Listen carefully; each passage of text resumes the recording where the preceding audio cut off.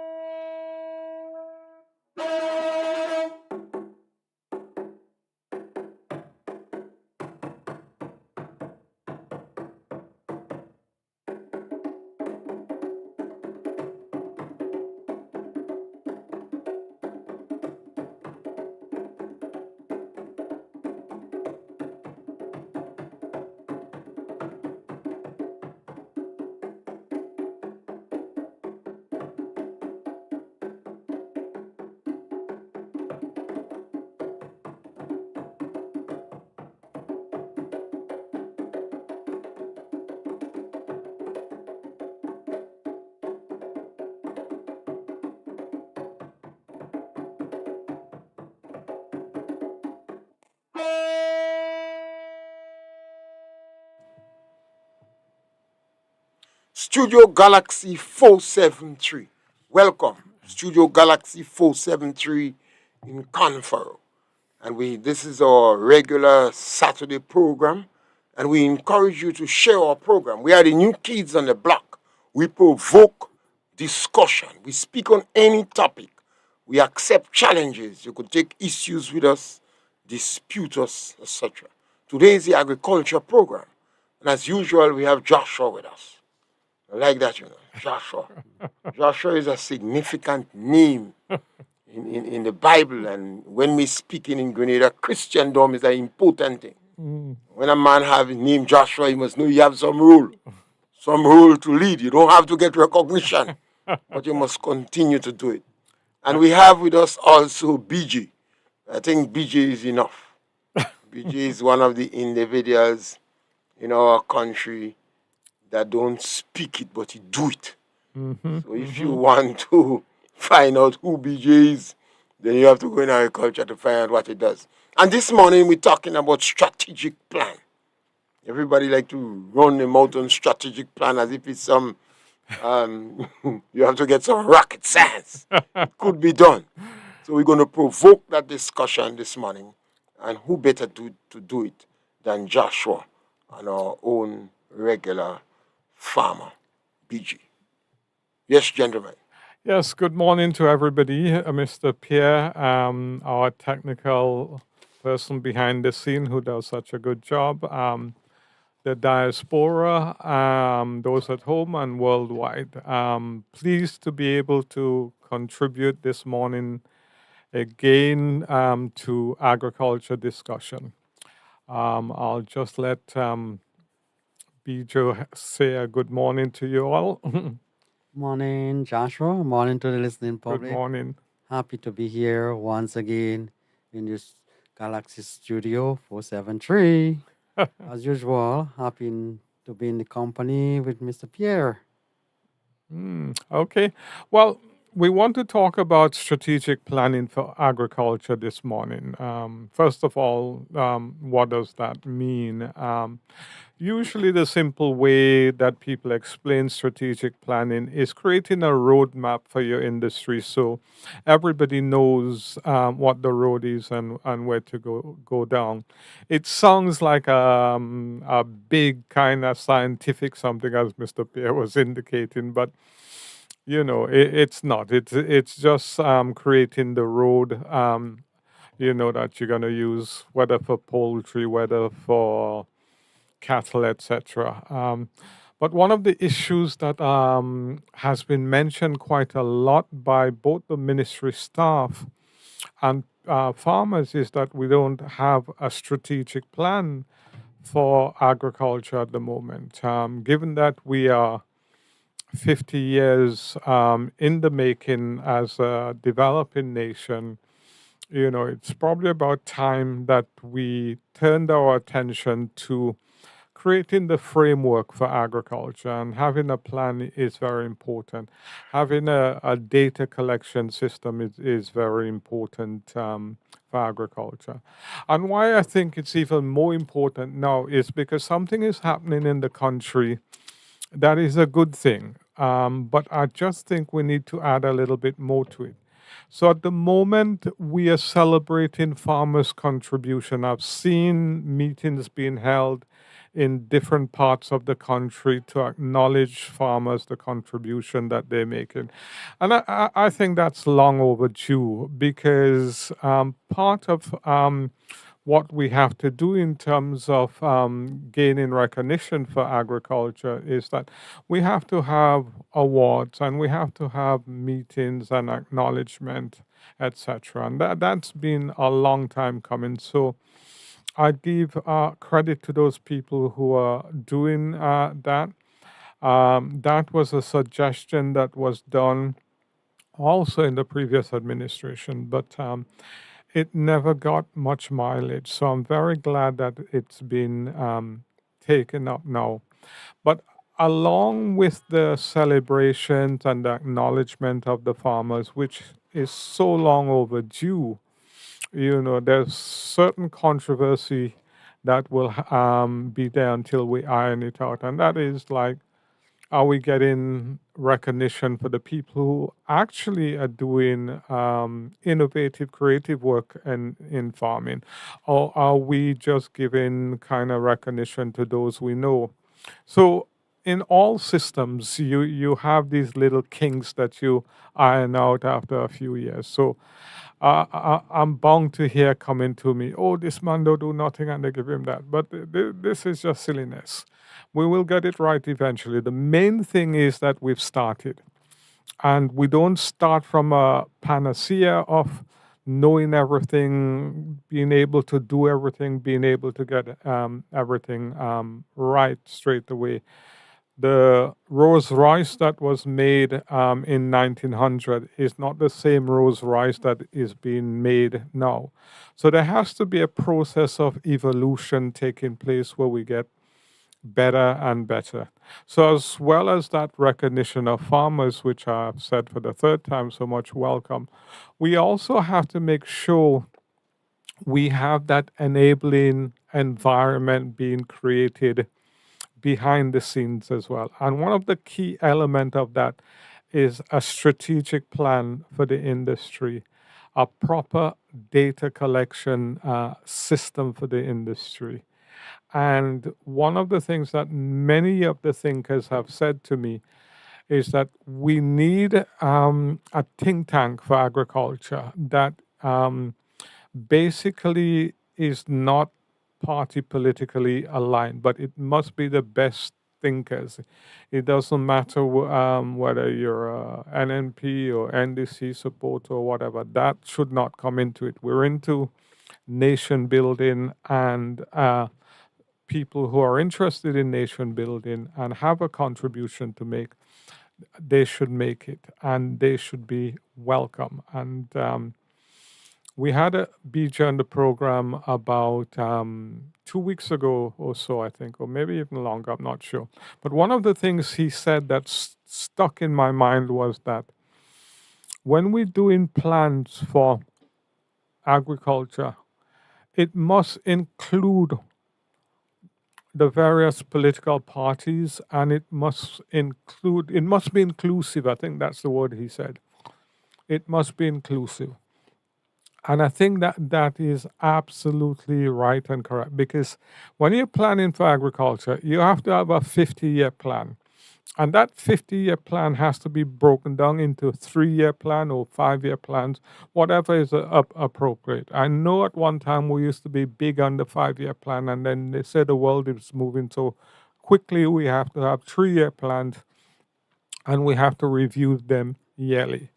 But we must have a vision for 50 years, and some countries have a vision for 100 years in terms of their planning on their population and the school they need, the infrastructure, etc. We too must plan. I know our population doesn't grow very quickly, so we're lucky, but we must have a plan. BJ, what's your thoughts on getting a strategic plan together so that we could move forward? Tell us your thoughts. I just gave some of my thoughts. In relation to devising a strategic plan, Mm-hmm. Grenada is in dire need of such. Okay.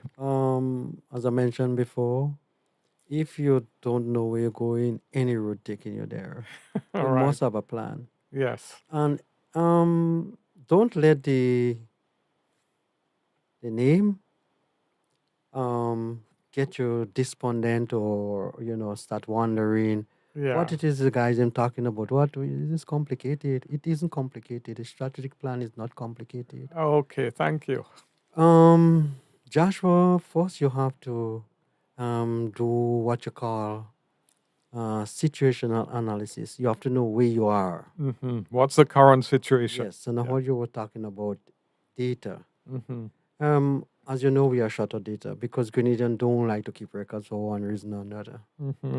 And in order to see trends and patterns, you need a data collection point Mm-hmm. whereby you can collect those information. And there are software now where you can plug in those information and it gives you patterns, it gives you trends. Mm-hmm. In the absence of that, Joshua, Grenada is a small place and everybody can see what it is happening. Yeah. After you do your situational analysis, Joshua, you have to do something called prioritizing. Right. We have limited resources. Mm-hmm. And because of the limited resources that you Mm-hmm. have to spend it in areas that you think, We'll have one, the biggest buck. yes, can give you that great impact. Yes. Less money for greater impact. Yes. And you also have to take into consideration the sustainability of doing such. Whether or not it's sustainable, whether or not it make economic sense, whether it's good for your country, all of those have to be taken into consideration. Joshua, there are small areas that you have to take into consideration, but then after you do all of those, then you need to implement, and then you need to evaluate, and then after you do evaluation, you still need to go ahead and plan again because you Yeah. wouldn't get everything right. Absolutely. And And people I of the think that's notion, key. people of the notion that hang on, they say they're doing that, Yeah. and they never achieve X, Y, and Z. Well, Joshua, in life you don't achieve things 100% like that. Generally, you don't. You have failure here and there. You need your checks, you need your monitoring, you need your balances, all of those things. Yeah. And it will tell you where you went wrong, and you plan again. Yes. You may Yes. plan taking other things into consideration, Yeah. but you cannot work without a plan. For example, we had Hurricane Beryl, Yes.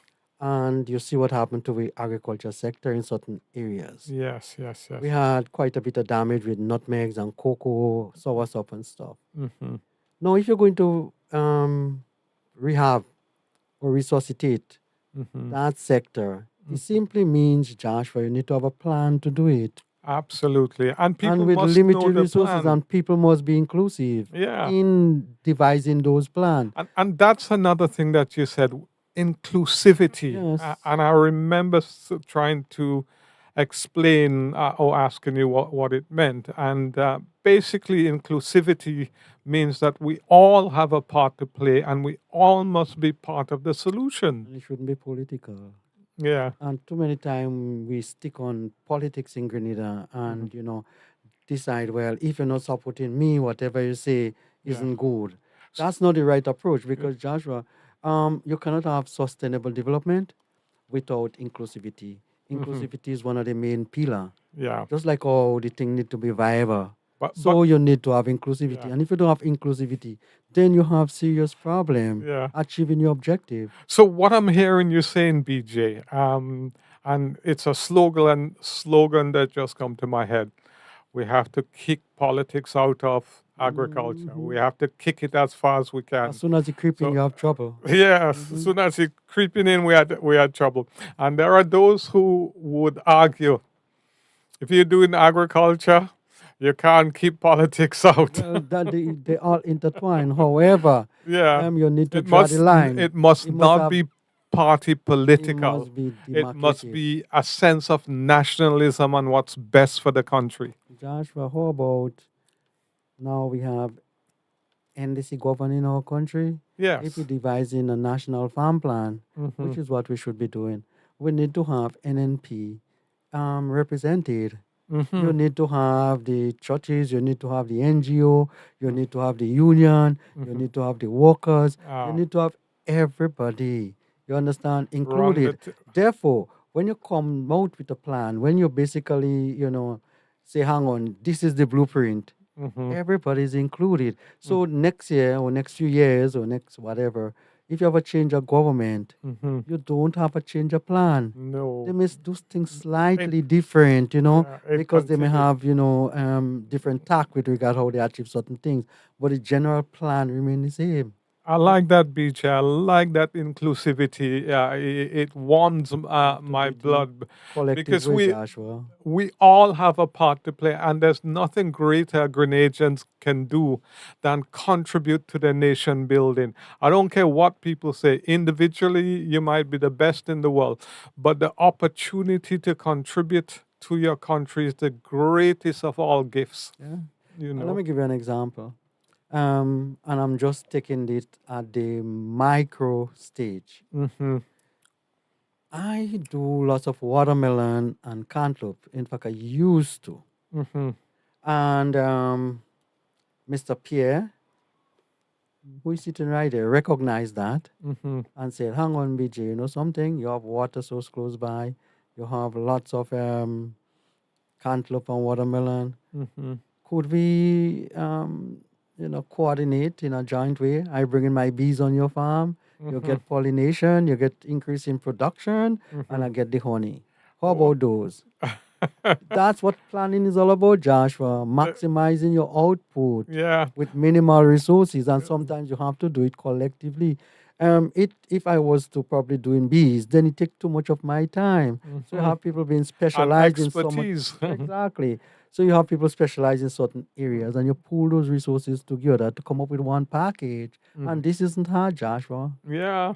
So It might not be hard, but there's not a lot of it going on, and the strategic plan has to encourage that. One of the things you talked about the strategic plan, which really I liked, was the inclusivity. But as well as the inclusivity, I was thinking, but one of the things that happens quite often is that people don't budget for the outcome that they want. They want to get everybody together, sit down on table, come up, brainstorm, etc.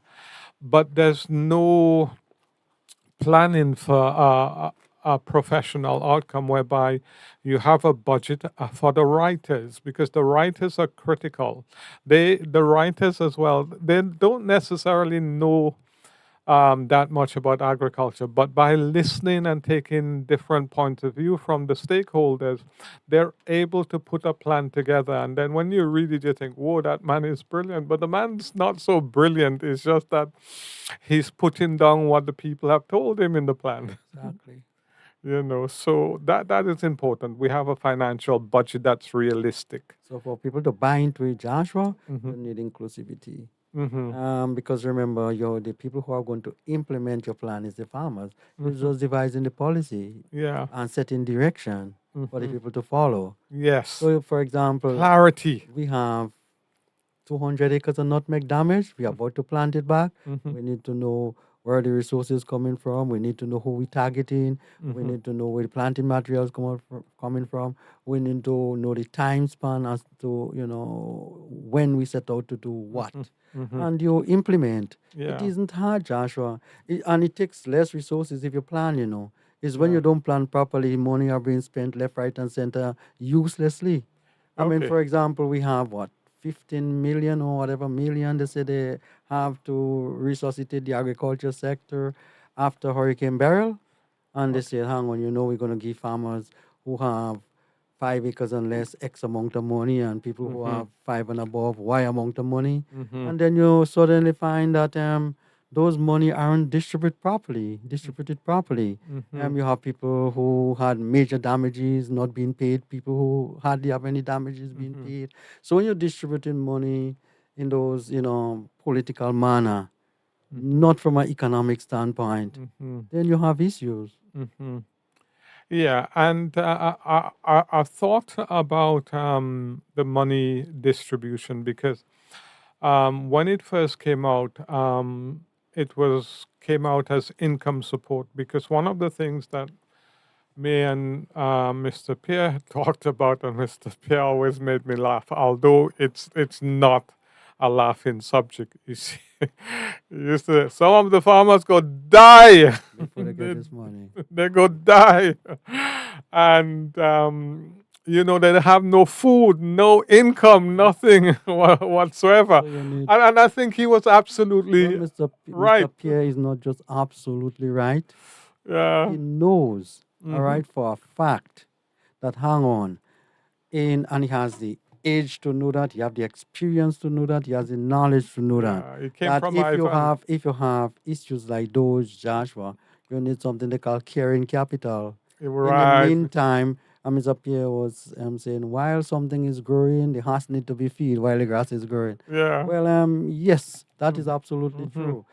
Farmers would have lost their livelihood, their income, and sometimes that was the main source of income. Yeah. You have to look at them differently. You can't look at them as, together with people who have extra finances or money Yeah. coming Yeah. in Yeah. elsewhere. Yeah. Yeah. Once they go get despondent, they Yeah. wouldn't want to continue. Yeah. How many elderly folks willing to go back and plant nutmeg? Yeah. Yeah. Yeah. It take counseling, just like how you counsel when they have major traumatic experience, you have to counsel them and say, hang on, you're not really doing it for yourself, no, you probably do it for the grand or for the child behind or something like that. So, or else they wouldn't go back and do it. Yeah. And you have to provide the support in order for them to do it. Yeah. Where is the Nutmeg Association in the scheme, all those things, and the cocoa?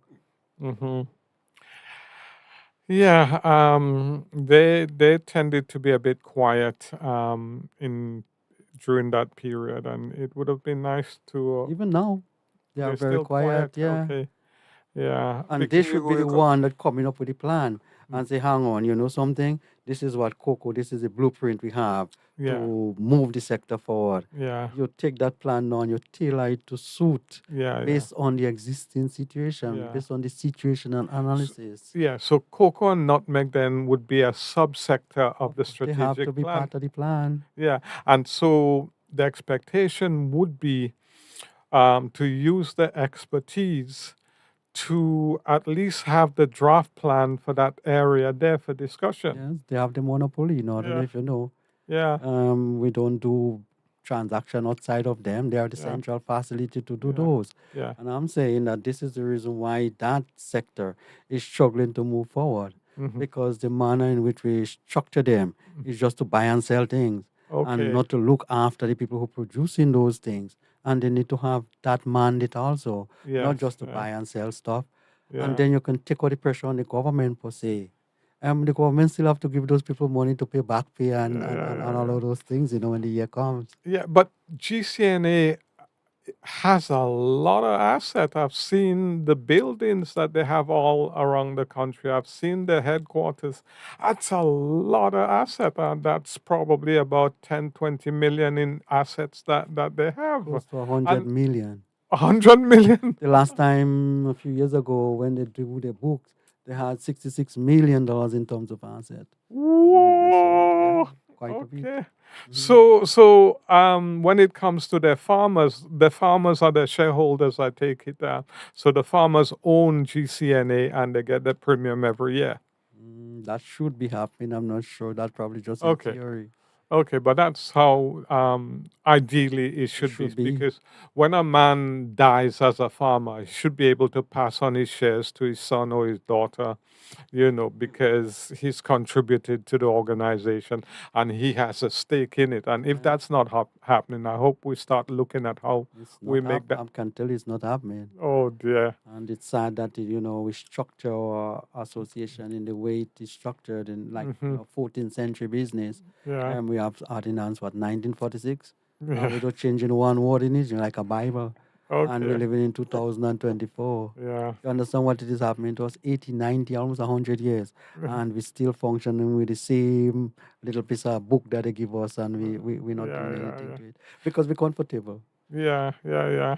Enough people are benefiting from the system, not to improve it, kind of stuff. But Yes. I just want to go on a little bit because you mentioned GCNA, cocoa, and nutmeg, and I just want our listeners to understand. So GCNA will do a draft plan because they have all the expertise, they know what they need, etc. They know how we're going to replant, etc. And the same thing is done to all the other subsectors. So if we were to look at livestock, so we would be expecting livestock to have a draft in terms of how they want to see the livestock industry develop.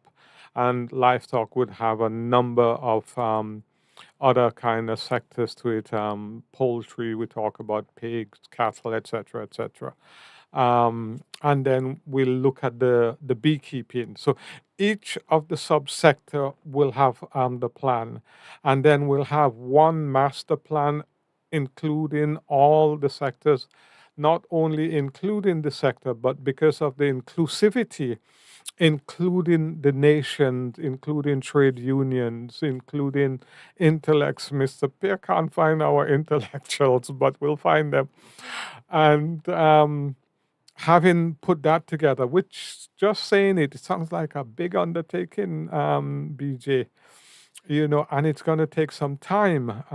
But if each of the subsector doing their thing, and we having like monthly kind of review meetings, we should be able to do this in about 6 months, 9 months, Yes. Joshua, efficiency is taking minimal resources and get maximum output. Okay. Then you are efficient. Hmm. And sometimes you just have to dot all I and cross all T's I to agree. get things moving. You must start. Exactly. And that would be the hardest part. Yeah, start. That's what requires most of the energy Hmm. to get things moving. When it start moving, then you require less energy to stay moving Yeah, because you're already in motion. yeah. Hmm. And I'm saying that I'm not just looking at it from just individual point of view. I'm looking at it from a collective point of view. Say for example, your small ruminant Hmm. organization or association, whatever they decide to form. Hmm. Um, this is not just important for providing us with local healthy meat, Joshua. Hmm. Our soil has been depleted. Uh-huh. And manure become a Okay. scarce commodity. Hmm. And if you want to seriously produce crops, you have to think about organic manure, Right, not just right. artificial manure. Right, right. After a period of time, Joshua, your soil going to be misused. Hmm. You're going to be depleted of nutrients. And if you don't use organic manure back into your soil, in a place like Grenada with this heavy rainfall, you're going to have issues. Right. Let me give you So an all the nutrient on the surface will Yes. be washed away. Well, every day that happens Everything. when rainfall. Yeah. Especially with us now, we don't care much about good drainage and all of those. The top of the soil just wash away and go in the river. Oh Don't you God. find that as soon as rainfall, your river get brown and your sea get brown and stuff like that? Yeah, That's the the top soil. sea. I just stay here That's the in top soil that Paraclet is and going. look down in the sea and And say, before it takes weeks of rain Mhm. for the sea to start looking brown, but now before the rainfall, you see what yeah, happens. yeah, yeah, Everything little just rain. goes. And this was, I think, yeah, this week just gone. I was seeing that in the sea. I was seeing the brown. Joshua, let me give you an example. I've been to a farm named Content Farm in Clarendon in Jamaica, and they do cattle there. Mm-hmm. They fatten cattle Mm-hmm. for slaughtering. Mm-hmm. And what happened is that they have the animals in what you call feedlot. Mm-hmm. They don't waste time and have large pasture lands because in some countries cannot afford that. Mm-hmm. And they use the waste from the poultry, Mm-hmm. from the citrus Mm-hmm. industry, poultry industry. They use a small bit of bagasse from the cane industry, sugarcane industry. They use some corn. They use some other, nutrients and stuff like that. Mm-hmm. And what they do, Joshua, they put those waste in an area and let it ferment. Uh-huh. Okay. All right, and they use machine bulldozers and stuff to turn it and stuff like Right. that, so they Okay. get it aerated, Yeah. and they actually feed back the animals with those. Mm-hmm. All right, and Joshua, when I think, well, Akor, this is really efficient, they Mm-hmm. say, "Come, let me show you something," and they bring me in another pen. Mm-hmm. So they would weigh the cows every week, and if Mm-hmm. they not putting on a certain amount of weight, they will call it, they will kill it. They're Mm-hmm. wasting the food. The conversion rate is too small. Mm-hmm. And what they would do, Joshua, when they're about to slaughter the animal, they Mm-hmm. want to turn the fat of the animal into muscles. Mm-hmm. So they would have put like dust Mm-hmm. into another pan and Mm-hmm. they would wet the dust. Mm-hmm. All right. So when the cow have to move from one area to another, it Mm-hmm. would struggle to move. So in that way, the cow Okay. is Okay. exercising and Okay. Okay. making the meat more. It's like walking in sand. Exactly. And then what they would do after they remove the animal from they would bag up Mm-hmm. the dust, Mm-hmm. with all the, cow waste and stuff in it. Mm-hmm. Mm-hmm. And they would sell it for the coffee farmers. So the Mm-hmm. coffee farmers would Yeah. buy that, highly rich, Yeah. soil, enriched soil, Mm-hmm. and put it by the coffee. So they get, better growth and all of those. So Yeah. they don't waste anything. Yeah. Nothing is Yeah. being, wasted. So. And we have to, because as we're so small here, Mm-hmm. in order to add value, in order to create employment, Mm-hmm. those are the things that we have to set out to do. Yeah. We don't have to do it on a large scale like that, but don't tell me it cannot be done in Yeah, Grenada. yeah, yeah. That's some wonderful knowledge that you're sharing this morning with our audience, BJ. I mean, and it's just opening my eyes when I hear you talk because I'm thinking, so we have to twin up with certain islands that are doing what we want to do so we don't have to reinvent the wheel.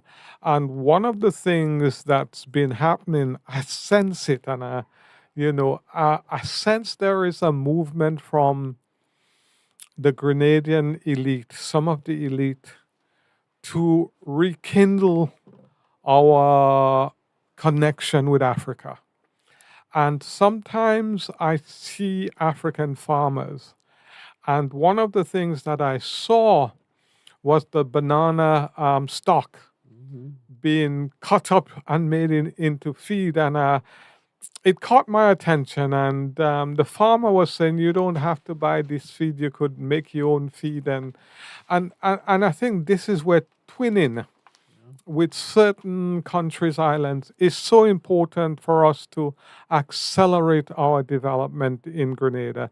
But we need that vision from our leaders, and we need that roadmap to happen for us to take advantage of that. It's like you're waking us up this morning, BJ, because these are not high tech rocket science that you're talking about. Mr. Pierre talk about it all the time on his program. Mr. Mm-hmm. Pierre talk about partnership all the time. I listen to Mm-hmm. him all the time. Mm-hmm. And sometimes you have to, more or less ensure that you have partnership Mm-hmm. between the crop sector and the animal sector. Mm-hmm. The banana stock isn't just used to make feed for animal. It is used to make feed for human being also. Yes, okay. They make not just feed for animals, but they make product out of the stock, Mm-hmm. dry it and make bags and Right, whatever, right. make clothes with it and all of those things. Yeah. The point I'm making, Joshua, We're throwing maybe away our with resources. economies of scale, probably some of those things we may not, interested in competing or doing whatever. Yeah. But the point I'm making, a lot can be done. Let me give you an example. The Nutmeg Association is begging people sometimes to come and take out the shells itself, not the nutmegs. Mm-hmm. After they crack the nutmegs and Uh-huh. the shell, the outer cover, and sometimes it pack up, wrong those buildings and it looking unsightly, and sometimes Yeah. they don't even Okay, have the because I space. need some, so thanks for telling me. Sometimes they don't even have the space. In some countries, you notice they're doing, Joshua, Mm-hmm. they grind in them, they Mm-hmm. put in epoxy in them, Mm-hmm. and they manufacturing things like countertop and desktop and tabletop, Wow, which gives you that, wow. extremely strong product with a nice, Right. Yeah, really yeah. nice look and stuff to it. Make Mm-hmm. furnitures with it, And and as you and say, we and we don't could have to start doing make it those in things. on a big scale. We could do it on a scale that suits us. I mean, Exactly, and how difficult it is to do those. That shouldn't be such a no, difficult no, no. task. You're talking And grinding. we're still bringing in granite and other things from abroad and sell them for, $3 and $4 and $5,000 for, a 6 by 4 piece and all of Yeah, those things. and We can do all of those here if we want to. uniquely Grenadian. Industry, and we can export it to if we want to. Yeah. We can But the create. demand for it will be great. You know how much of those Grenadians living in the diaspora who would want to have something I'm like sure. that to show off in their house I'm to say, sure. only from Grenada you could get it. Only from Yeah. Grenada. So the market is there. Authentic Grenadian. Yeah, yeah, Mm-hmm. absolutely. So, Or you make a chair. Oh yes. Lord, You man. understand? So a lot of those things can be made. Mhm, We can, create, small industries, mhm, but government need to be, how I should put it. In a lot of cases, Joshua, in small countries, in big countries, it's different. A guy wouldn't mind taking $1 billion or a few $1 million and invest in something like that. And if he yeah. lost the money, he doesn't even bother him too much. Mm, In Grenada, you need to be careful.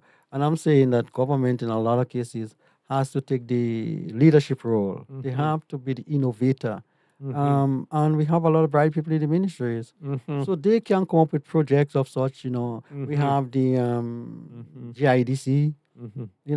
who, can come up with projects of that nature Yeah, and get it before, funded by government and other grants international yeah. grants that you might be able to get. Yeah, because there's a lot of highly skilled individuals, highly trained individual in GIDC, Yes. steering foreign direct investment into Grenada, and maybe there should be a focus on, home use or home industries as well. But you're quite right. We have a lot of skilled individual around. Is how do we prioritize them, and that's where the strategic plan comes And get in. them working, and you make them work, Joshua, and you basically, have to understand that this is about competency, is not about political affiliation. Hmm. And this is the problem sometimes. Hmm. Whoever have to head that have to be my supporters, they cannot Yeah, head it. yeah, And you're wasting your resources by doing that. You're wasting your human resources, you're wasting the talent,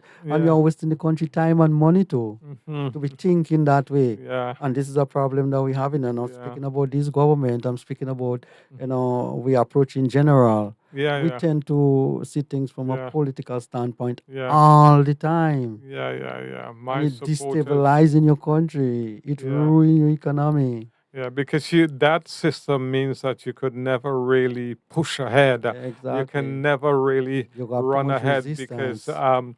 what we've created is the crab in the barrel Yeah. mentality. Too So much as resistance. much as some want to push ahead, there are some who say no, no, no, no, no, you're not going ahead. Mm-hmm, And mm-hmm. so agriculture has to lead the way by getting consensus from every stakeholder in the nation to come together and put together a strategic plan to build our country, to feed ourselves. There's no other way to do that. And the strategic plan has to look at the future, and it has to look at the medium term, and it has to look at the immediate needs that we need in the country. Mm-hmm. One of the things many people laugh at me about is they say to me, look at how we've planned things. We've gone and we've had a project for cassava. and we've invested in that. And then all the people using what they call the white potato. Why didn't we get a program going with the white potato?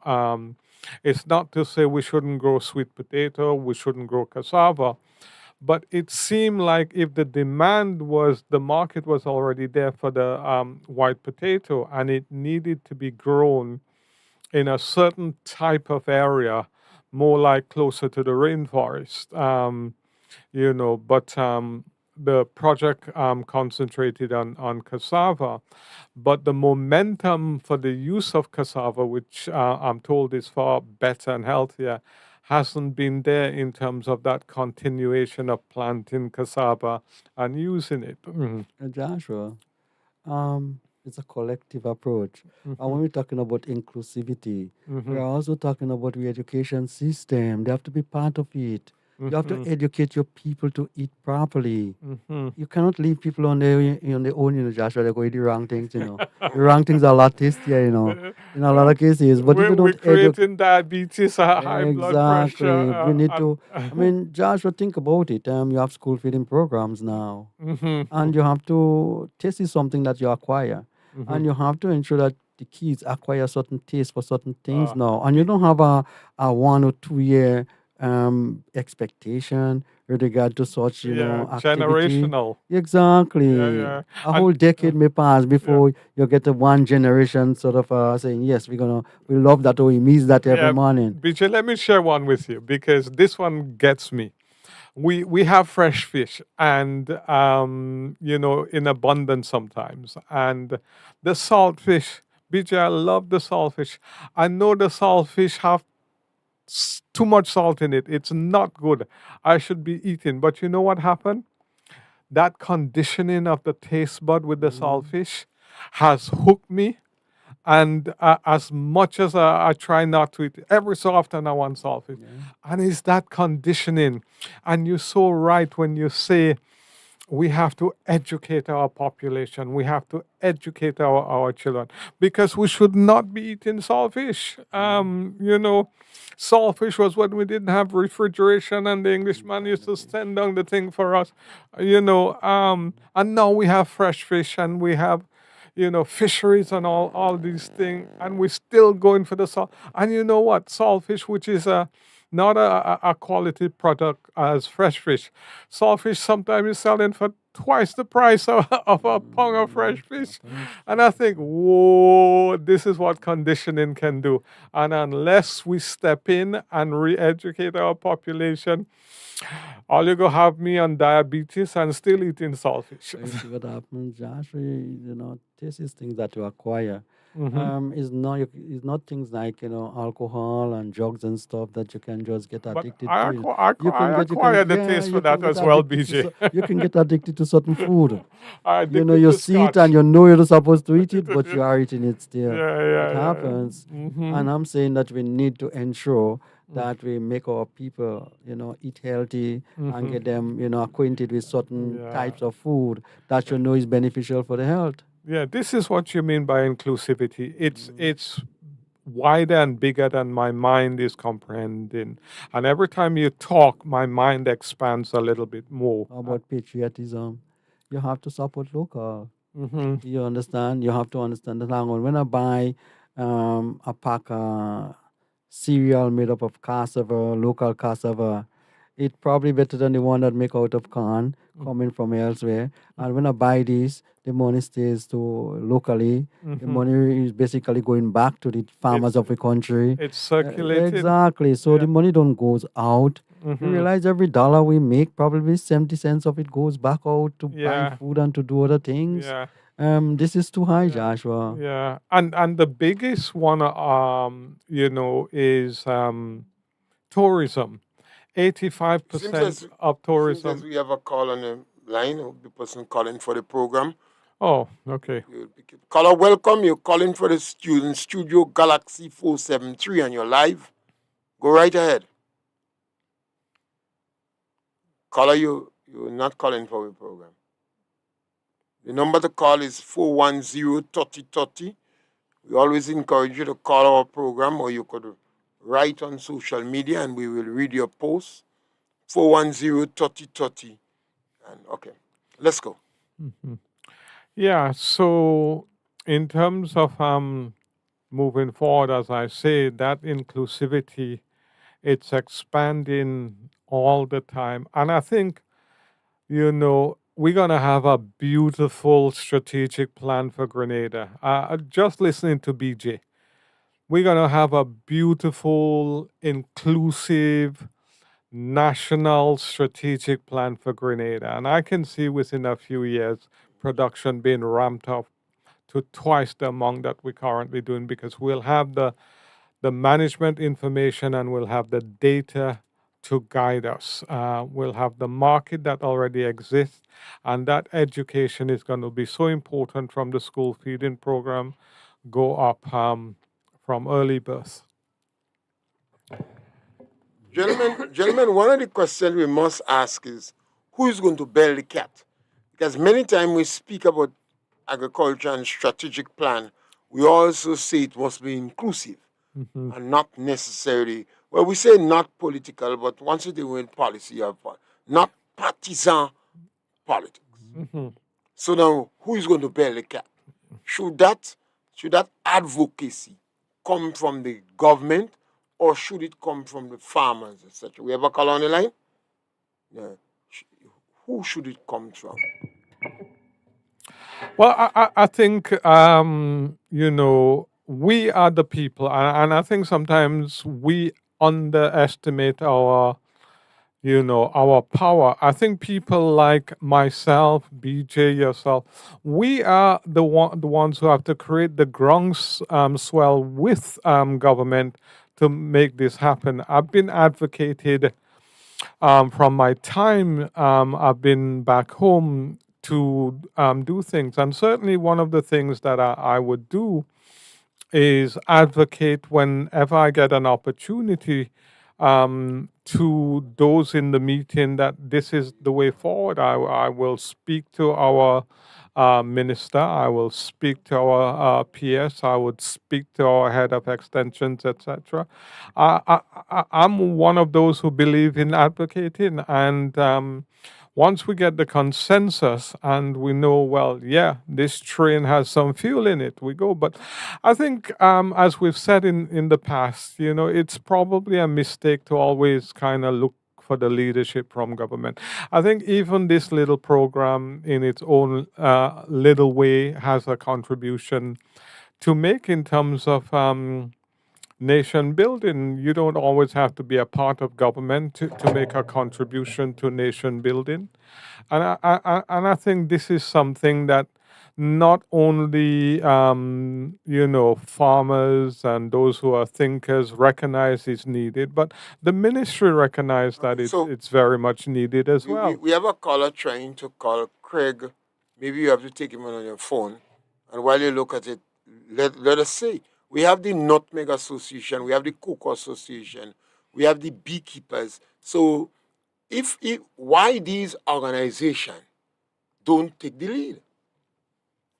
You're getting Craig on the line? So you're gonna go through. Yes, you could call him. Yeah. But the question is, BG, if one believes that once one of the political parties, whether they're incumbent or in opposition, take the lead, well, why the Nutmeg and Cocoa Association sometimes they were the ones that people expect to take the lead. So you need some organization so you know when these organizations take the lead, perhaps including people like us who are provoking this discussion, then the government should follow, BJ. Yeah, I think so, Mr. Pierre, that to say who's going to take the lead, it's like saying, something, there are father and mother inside of the house, and we want to know which are the one that are going to initiate certain things. We are one family, and in order to get things flowing much more efficiently, we need to have organization. You can't tell me that we cannot have a proper farmers for a national farmers organization.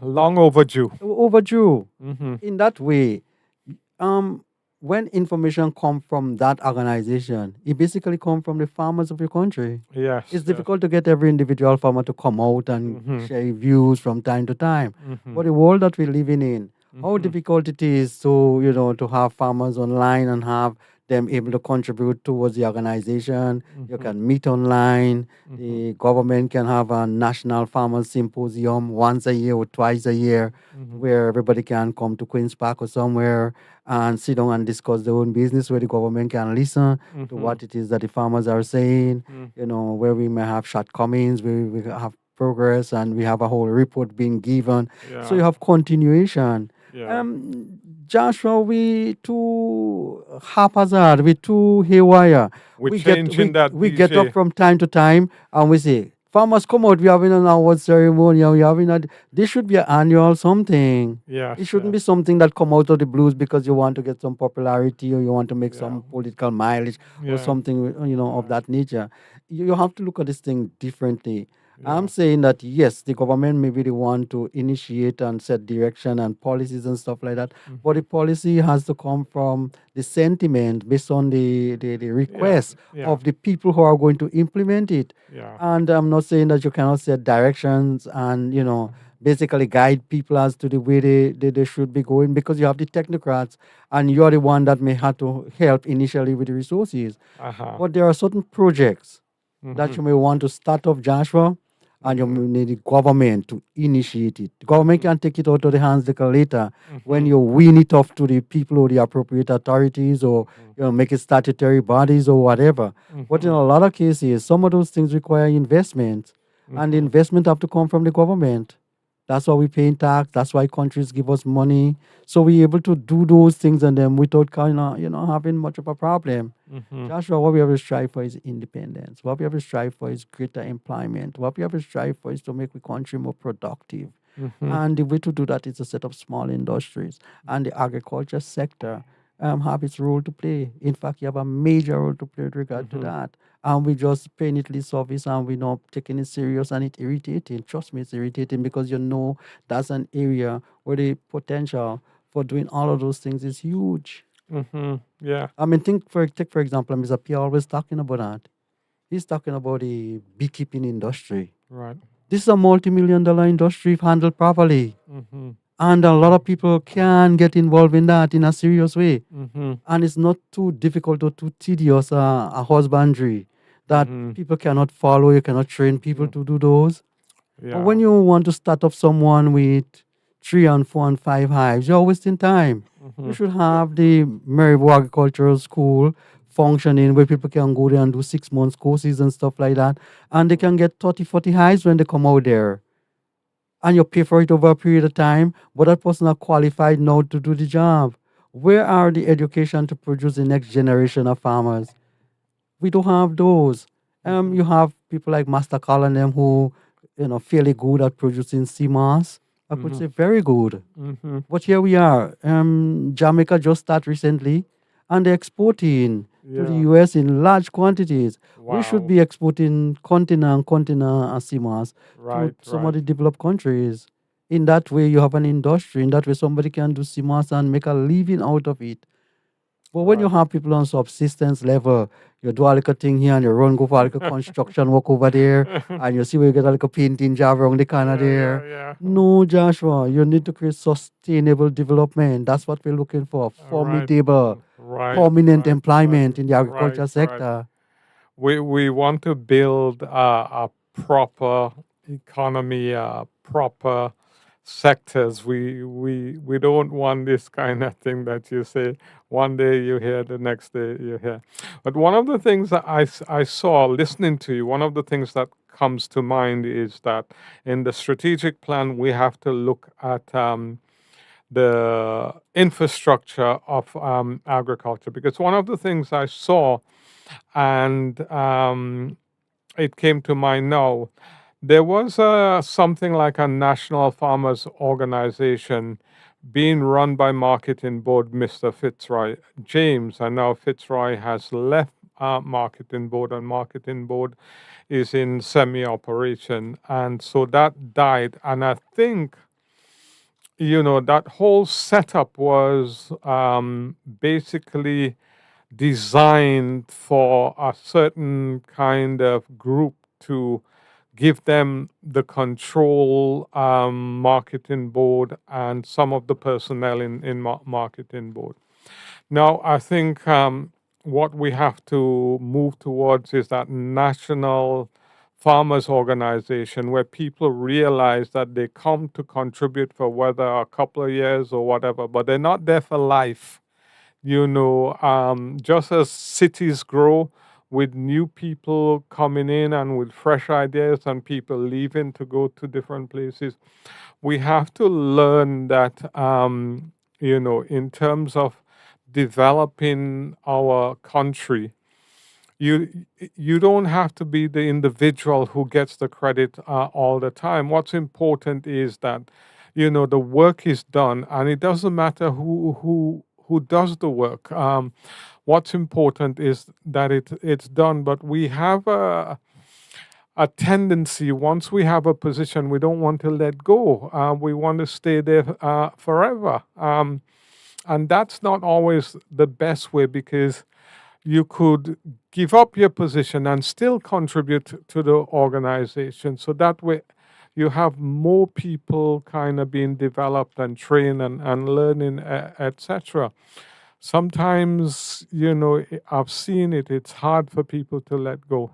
You need to have succession planning if Yes. you want to have longevity. Yeah. It's not about yourself sometimes. It's Yes, about your gentlemen, generation. and when we on this program and you're trying to let go, it has come fast. But obviously, we provoke discussion in this program and we encourage people. We could do a lot with the agriculture in Grenada. I think within 5-10 years, we could do a lot. Some of the noise we make here, I think some other countries take it and run with it. Yeah. The But CMOS, we will have a national strategic plan for Grenada within the year. well, but just to point out the CMOS issues, a couple of years ago, we made some noise in CMOS. St. Lucia is doing pretty well in CMOS. Yes. Jamaica is doing so. Yeah, they're doing pretty well. Grenada, outside of Grenada, when you go in the Caribbean, way back when Grenada was doing pretty well in honey. In 1936, in fact, I think we exported some honey out of the island. And we had the National Beekeeping Association, the Caribbean Beekeeping Association. Okay. And we had 6 or 7 congress every 2 years, 3 years. And Grenada was leading it. We had 6 before Cuba had the first one. But we must also think about flowers in Grenada. Yes. And small ruminant, because people have to understand, and particularly some of the bigger farmers have to understand. You could go into small ruminant, still have your cocoa, still have your etc. We also have to think about expanding the CMOS trade. There's no question now there is a mass. Yeah. Crab farming. We export crab to Trinidad, and we cannot get enough. So why not crab farming? What's about ginger? I don't think sheep eat ginger too much. People eat anything if they're starving. But if you well manage your sheep, you got a great sheep between ginger and pineapple. Okay. So take somebody like, and when I speak about that, I always have to call a name. You take somebody like Ramdani, who perhaps is basically a traditional farmer, and he get interested in small ruminant, and he could still do tree crop farming, and he could plant 10,000, 20,000 pineapple and ginger and etc. And so yes, we provoke this discussion. But brothers, last word from you. Yeah, well, it's been enlightening for me listening and being part of the conversation this morning with BJ and Mr. Pierre. I think a caller was trying to get through, so we're sorry you didn't get through. But I'm convinced that we will have a national strategic plan for agriculture and it will be completed within a year or 9 months. I'm totally convinced about that because I believe the consensus is there already. We probably need a bit of funding for that, but BJ has the grand plan, the outline, how to do it, and I've already signed up to be part of the writing team. Yes, Vijay. As for me, Mr. Pierre, I cannot overemphasize how thrilled I am again to mention that um, Studio Galaxy, Yeah. how important it is becoming or it has become with regard to disseminating information for the general public. And I'm saying that um, anything with regard to the agriculture sector Mm-hmm. that can help move our country forward, Mm-hmm. I'm more than willing to participate, 100%.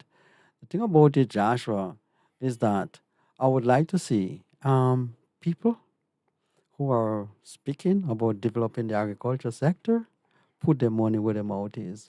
I Yeah. would like to see people not just talking the talk, but walking the walk, Mm-hmm. ensuring that hang on, we're not basically brambling the farmers. We Mm-hmm. are serious about what it is we Yeah. are saying, Mm-hmm. and we are prepared to do what it is we are saying. Yeah. Life is a practical process, and we can talk as much as we want to. If we don't get up and actually do this stuff, Yeah. you are asking for trouble. Yeah. Wonderfully put. And I'm up to the challenge. And there's no question we have the money. Money is not the problem. We just don't know we have it. And we At the have the same right time, we people. have We to have the right convince people the too. We have farmers. we have capable people. I have no doubt We about have that. the money, we have the personnel, we have, It's just the and wheel. We to do Yeah. the Yeah. stuff. Leadership. Visionary leadership. Let's plant trees that we might not kind of sit under, so that our children and grandchildren can sit under those trees. so yes, we want to thank you again, and we join us again next Saturday for the agriculture program on Studio Galaxy. Whether holiday or no holiday, we intend to have the agriculture program, and we basically provoke discussion. We accept challenges. You don't have to agree with us. Tell us you don't agree with us. Thank you very much. Thank you all. Have a good day.